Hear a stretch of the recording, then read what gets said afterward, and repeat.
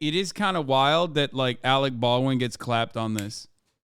Like there might be extra details that I'm unfamiliar with, like he knew the weight of the gun or something, but like it is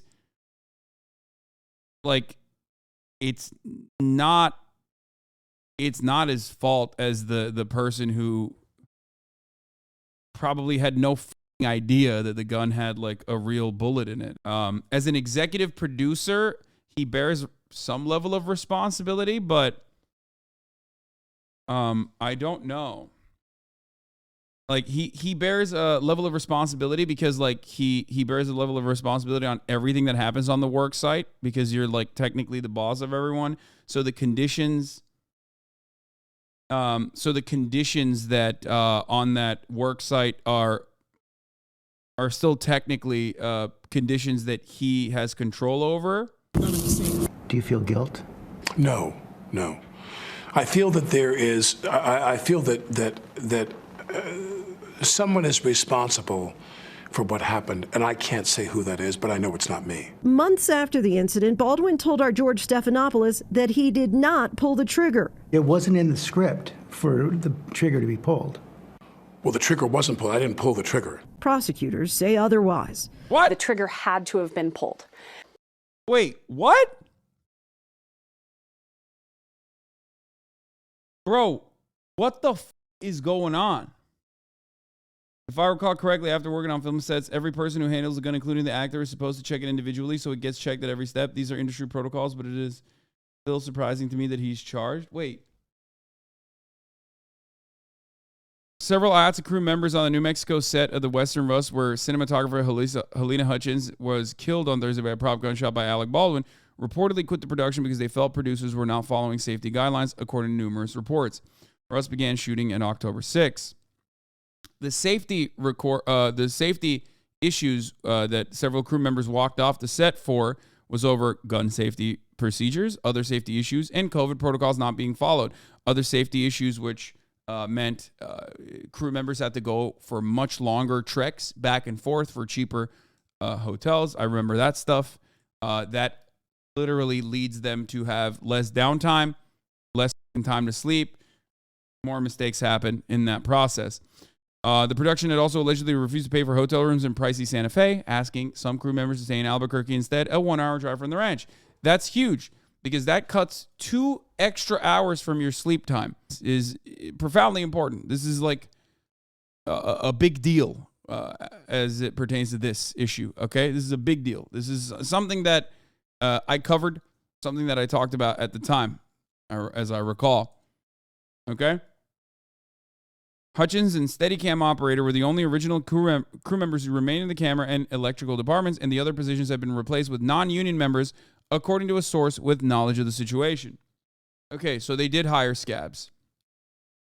They got people, and for those of you who don't know, scabs are usually less experienced hired help at times when there's like a walkout or any sort of strike, any sort of work stoppage. The Capitol owner, in this circumstance, Alec Baldwin being one of the people, will go in and hire new people to come in.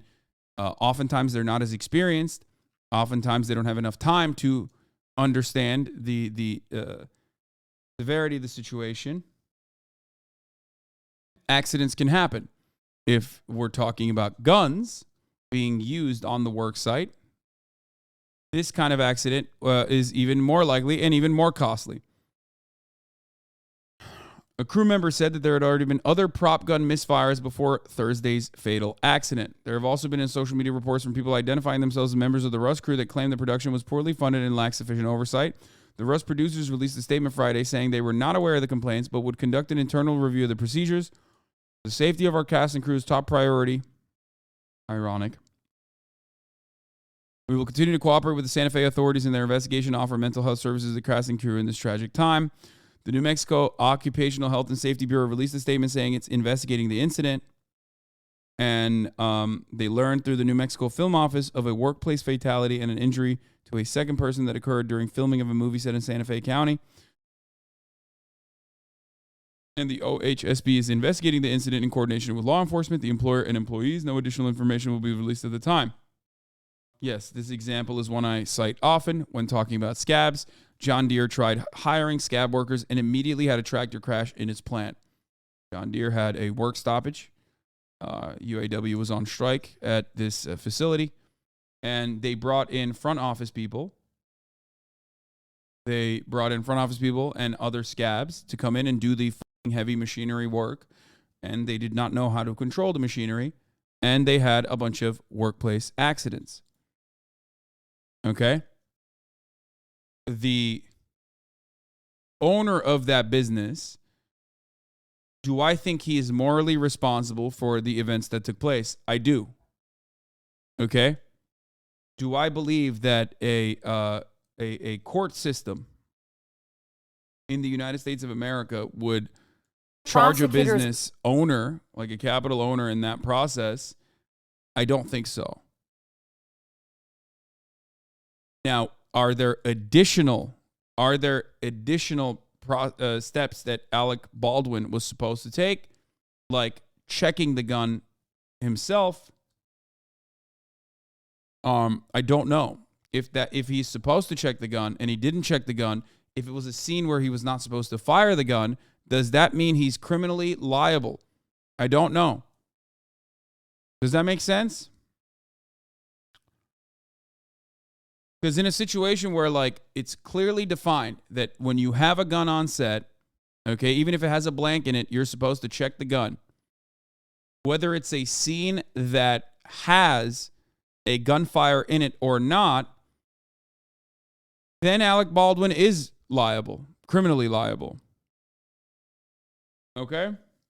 If it's a scene where he was not supposed to shoot it, but he still shot it personally, is he liable? Yes. I think so. Anyway, there is a reason why you have an armorer on set.